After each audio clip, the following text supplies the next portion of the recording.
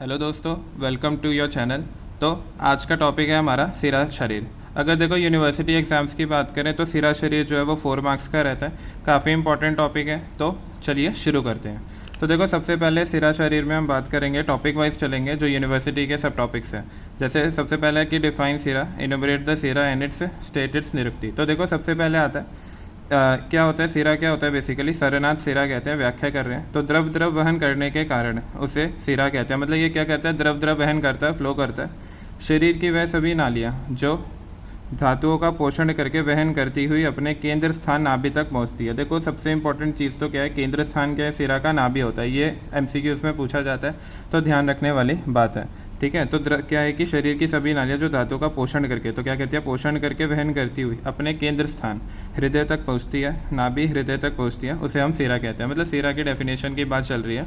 Next आता है modern से। देखो अगर कंपेयर करते हैं तो हम वेंस को जो है मॉडर्न में सिरा को जो है वेंस ही बोलते हैं। तो वेंस जैसा कि हमें पता है blood vessel that convey the blood from tissue back to the heart है। तो ये तो सिंपल है, और ये भी वही है कि blood vessel carrying deoxygenated blood to the heart है। तो ये मॉडर्न से कंपैरिजन हो गया, ये भी हमें पता होना चाहिए। देखो आयुर्वेद पढ़ रहे हैं तो मॉडर्न से को रिलेशन हमें पता होना चाहिए, तभी कुछ पढ़ने का फ़ायदा है। नेक्स्ट आता है स्वरूप की बात करें। देखो स्वरूप क्या रहता है, आचार्य सुश्रुत के अनुसार जैसे जल हरिणियों द्वारा उपवन का और क्यारियों व छोटे जल मार्गों द्वारा खेत का सिंचन और पोषण होता है। ठीक है, इंपॉर्टेंट बात क्या है, पोषण।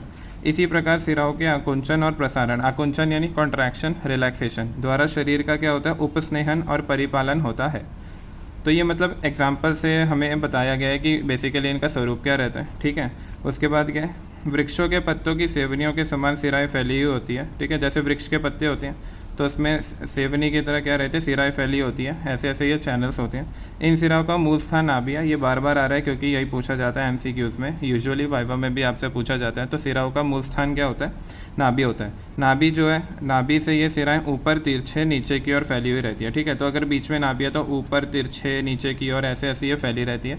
तो नाभि से जो है ओरिजिनेशन होता है, इनका मूल स्थान क्या है, नाभि है। याद रखने वाली बात यही है। नेक्स्ट आता है उत्पत्ति स्थान की बात करें तो यहाँ पे आता है नाभि मूलम। हमने पहले भी पढ़ा कि नाभि जो है वही मूल स्थान रहता है। तो सिराओं का मूल स्थान नाभि है, हमें पता चल गया। प्राणियों के शरीर में जितनी सिराएं होती है वे सभी नाभि से संबंधित रखती है, चारों ओर फैलती है। जैसे कि हमने बताया कि नाभि से संबंधित रहती है और चारों ओर क्या करती है, फैलती रहती है।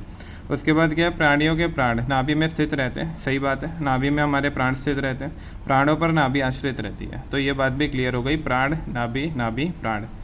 एग्जाम्पल दिया गया जैसे पहिए का जो है, जो व्हील होता है हमारा, पहिए का जो मध्य भाग होता है, ठीक है, तो उसमें क्या रहता है, व्हील में ऐसे रहता है, तो पहिए का मध्य भाग चारों ओर क्या रहता है, घिरा हुआ रहता है। वैसे ही सिराओं से नाभि चारों घिरे रहती है। तो अगर ये नाभि है तो ये चारों ओर क्या है, सिराएँ रहती हैं।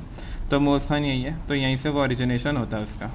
ठीक है, उसके बाद ये क्लियर है। उसके बाद हम बात करते हैं कि यहाँ पर क्या रहता है, प्राण शब्द का अर्थ जो है रक्त है, क्योंकि नाभि के द्वारा ही रक्त का, हाँ, तो प्राण का क्या रिलेशन है, तो प्राण शब्द का अर्थ जो है वो रक्त से लिया, क्योंकि यहाँ पे क्या रहता है, नाभि के द्वारा ही रक्त का संवहन हुआ करता है। इसी रक्त संवहन पर भ्रूण का शरीर निर्भर करता है। सही बात है, सिराओं के द्वारा ही जो है ब्लड का फ्लो होता है। तो यहाँ पे क्या प्राण आश्रित होंगे, अगर इन्हें कुछ भी होगा तो प्राणों पे क्या होगा, कष्ट उत्पन्न होगा। रक्त संवहन पर भ्रूण का शरीर जो है निर्भर होता है, और यही रक्त संवहन रुक जाए तो भ्रूण नष्ट हो जाएगा। सही बात है, प्राण जो है, अगर ये नेटवर्क ऑफ चैनल जो भी है इसमें भी कोई भी डैमेज हो गया तो फिर तो क्या होगा, लाइफ कम्स टू डेथ, तो भ्रूण जो है नष्ट हो जाता है। क्लियर है। नेक्स्ट आता है एक्सप्लेन क्लासिफिकेशन ऑफ सिरा। ये बहुत इंपॉर्टेंट है, हमें पता होना चाहिए सिरा की संख्या क्या होती है। तो यहाँ पे एक श्लोक के फॉर्म में दे रखा है, सप्त शिरा शतानी भवंती, यानी सिरा की संख्या क्या होती है, 700। देखो ये अपने को याद रखना है, एस से 7 होता है और एस से ही क्या होता है, सिरा। तो सिरा क्या हो गया, 700। तो याद करने में कोई मुश्किल नहीं है। और क्या रहते हैं, और मूल सिराएँ क्या रहती है, 40 रहती है। ठीक है, दो चीज़ें, मूल सिराएँ कितनी रहती है, 40, और टोटल सिरा 700। कन्फ्यूजन बिल्कुल नहीं होनी चाहिए, एकदम क्लियर है। मूल क्या रहती है, 40, और टोटल रहती है 700। अब प्रकार और भेद की बात करें, देखो 4 टाइप में हमने डिवाइड करा है, वातवय, पित्तवय, कफवय और रक्तवय। ठीक है, वात पित्त कफ ये तो हमें पता ही है तीनों, और एक क्या हो गया, रक्तवय, क्योंकि प्राण जो है आश्रित है तो एक रक्तवय भी होती है। तो 40 मूल है तो 10 10 10, टोटल कितनी होगी, 40 बन गई। उसके बाद पुनः अगर शाखाओं में विभक्त होकर, अब 700 वाले का क्लासिफिकेशन क्या है, वात पित्त कफ रक्त होगी, तो यही 4 मूल। तो इसमें क्या 175 ईच है, तो 175 इंटू 4 कितना हो गया 700। तो ये भी हमारा क्लियर हो गया कि कैसे होता है। तो देखो क्या ये क्लासिफिकेशन पता होनी चाहिए, कई बार आ जाता है 5 मार्क्स का क्वेश्चन आ जाता है कि अपना क्लासिफिकेशन वगैरह बताओ, तो ये लिखते हो तो नंबर अच्छे मिलते हैं। तो शाखाओं में बात करें तो वही है 25 इंटू 4, 4 शाखाएँ हैं, सब में 25 है तो 100 हो गया, और इसको मल्टीप्लाई कर देंगे तो ऐसे रहता है। तो क्या क्या है 400, 136, 164, टोटल कितना हो गया 7 है। देखो ये सब आपको याद रखना है, याद रखने वाली बात है तो याद रख लेना। नेक्स्ट आता है सिराओं का वर्ण क्या रहता है, ये भी एक इम्पॉर्टेंट बात है। तो वातवय पित्तवय 4 होती है, इंपॉर्टेंट बात है, याद रखना है। नेक्स्ट आता है वातवय में अरुण वर्ण की होती है, ये क्या है अरुण वर्ण की, ये रहता है नील वर्ण की, ये रहता है श्वेत वर्ण की, और ये रहता है रोहिणी वर्ण की। सबका वर्ण जो है हमें याद होना चाहिए। अरुण वर्ण की वायु से भरी हुई रहती है, ये एक पॉइंट है, ठीक है। तो ये देखो याद कर लेना आप अच्छे से, ठीक है। तो सिराओं का क्या वर्ण रहता है, अरुण, नील, श्वेत, रोहिणी। नेक्स्ट बात हम जाते हैं अपने नेक्स्ट टॉपिक पे। इसमें क्या रहता है, अब एक इसमें टॉपिक आता है सिराओं का सर्ववहत्व क्या होता है। तो देखो वातादि प्रधान स्थानों में वातादि दोषवक सिराओं को वातादि का पोषण होने से वातवहिनी पित्तवहिनी आदि नाम जो है दिया जाता है। अब मन में सवाल आता है ना कि इसमें ये नाम क्यों दिया जा रहा है। तो सीधी सी बात है ना, वातादि प्रधान स्थानों में वातादि दोषवक सिराओं को वातादि पोषण होने से जिसका जिससे पोषण होगा उसका वही नाम हो जाएगा। तो पित्त से अगर वो हो रहे तो पित्तवय, कफवय, रक्तवय, ऐसे ऐसे रिस्पेक्टिव नाम हो जाता है, ठीक है। उसके बाद क्या रहता है, फिर भी प्रत्येक सिरा केवल वात पित्त कफ का ही वहन नहीं करती, किंतु सिराएं प्रत्येक दोष एवं रक्त के पोषक रस का भी वहन करती है। एकदम क्लियर है, इसीलिए इसे सर्ववहत्व कहते हैं। यानी ये क्या करती है, सिर्फ अपने का ही नहीं वहन करती, सबका वहन करती है। इसे सर्ववहत्व कहते हैं ना, सर्ववहत्व यानी हर किसी का क्या करती है, वहन करती है। नेक्स्ट आता है सभी सिराएं जो होती है वो अपने अपने स्थान में होती हुई कार्य करती है। सही बात है, अपने अपने स्थान में कार्य करती है, किंतु दोष सर्व शरीर में व्याप्त है। हमें पता है वात पित्त कफ पूरे शरीर में फैले हुए रहते हैं। अतः जब किसी दोष का प्रकोप होता है, ठीक है, प्रकोप होता है, तब भी वह दोष प्रत्येक सिरा द्वारा वहन कर स्थान में विशेष में विकार उत्पन्न करता है। तो वो सिराओं द्वारा ही तो जाता है दोष, दोष भी क्या करेगा, सिराओं द्वारा अपने विशेष स्थान में जाएगा और वहाँ पे क्या करेगा, दोष का कॉज करेगा, ठीक है। उसके बाद विशेष में विकार उत्पन्न होता है। इसी कारण जो है सर्ववहत्व सिद्ध होता है कि भैया कि कोई भी जगह पे जो है रिस्पेक्टिव सिराओं से क्या करेगा, दोष वहाँ पे मूव करेगा और वहाँ पे वो उसका पोषण करेगा, जो भी दुष्टि करेगा। तो इसीलिए सर्ववहत्व कहते हैं। तो सिराओं जो है सर्ववहत्व सिद्ध इस प्रकार हो जाता है। उसके बाद देखो यहाँ पे एक आता है मतलब NCSM में ही हेडिंग्स है कि वैद्य सिरा और अवैध सिरा क्या होता है। तो देखो यहाँ पे हम बात करते हैं सिराओं के कार्य क्या रहते हैं। तो देखो एक होता है प्राकृत कार्य जो नेचुरल, और एक होता है विकृत कार्य डिजीज कॉजिंग कार्य क्या रहते हैं।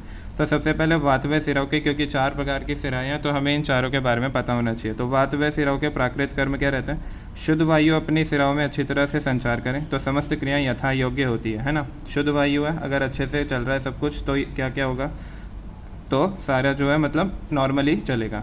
और वैकृत क्या होता है, कुपित वायु से अनेक प्रकार के रोग उत्पन्न हो जाते हैं, जैसे संधिशूल हो गया, अपचन हो गया। तो समझ रहे हो ना कि ये क्या चल रहा है कि प्राकृत कर्म होगा मतलब अगर नॉर्मल सब कुछ फंक्शनिंग है तो क्या फ़ायदा होगा, वैकृत होगा तो क्या फ़ायदा होगा। ऐसे पित्तवय का कि ये पढ़ लेना एक बार ज़रूर, आप आइडिया होना चाहिए कि शुद्ध पित्त जो अपनी सिरा में संचार करे तो अन्न में रुचि, जठराग्नि, जो नॉर्मल पित्त के कर्म होते हैं वो अच्छे से होंगे। और अगर वैकृत कर्म है तो कुपित पित्त से क्या होता है, अम्ल पित्त हो जाएगा, कंडू हो जाएगा। ऐसे ही अगर हम कंटिन्यू रखें तो अपना इसमें आता है कि कफ से प्राकृत कर्म क्या रहता है। तो ये एक बार आप पढ़ लेना अच्छे से। सब वही है कि कफ के जो प्राकृत कर्म है, संधियों में शिथिलता हो गया, उत्साह हो गया, ये सब है। और वैकृत कर्म में क्या रहता है, अरुचि आएगी, नींद आएगी, सही बात है। उसके बाद रक्त व सिराओं के प्राकृत की बात करें, शुद्ध संचार करें तो मतलब वही सब है कि सब धातुओं की पूर्णता होगा, सुंदर रूप आदि गुण होते हैं। वैकृत कम ही हो गया, तो ये सारा आप याद कर लेना।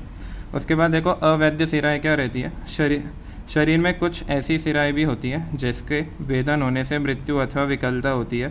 अधिकतर ये सिराएं जो है मर्म स्थानों से संबंधित होती है। मर्म स्थान जहाँ पे हमारे प्राणाश्रित रहते हैं से संबंधित होती है। यह वेदन करते समय इनका ज्ञान जो है आवश्यक होना चाहिए। संख्या क्या रहती है अवैध सिराई की, 98। देखो संख्या वगैरह आपको याद रखना है, मोस्टली यही पूछा जाता है, इसीलिए संख्या जो है इंपॉर्टेंट है। और ये इसके अकॉर्डिंग जो भी है इसका क्लासिफिकेशन हो गया कि कैसे इसकी संख्या होती है। तो ये था रिगार्डिंग सिरा। आई होप आपको समझ आया होगा। तो देखो सिरा जो है अच्छे से आप पढ़ लेना, और आई होप आपको वीडियो पसंद आई होगी। तो लाइक, शेयर और सब्सक्राइब ज़रूर करना। मिलते हैं अगली वीडियो में, तब तक के लिए बेस्ट ऑफ लक।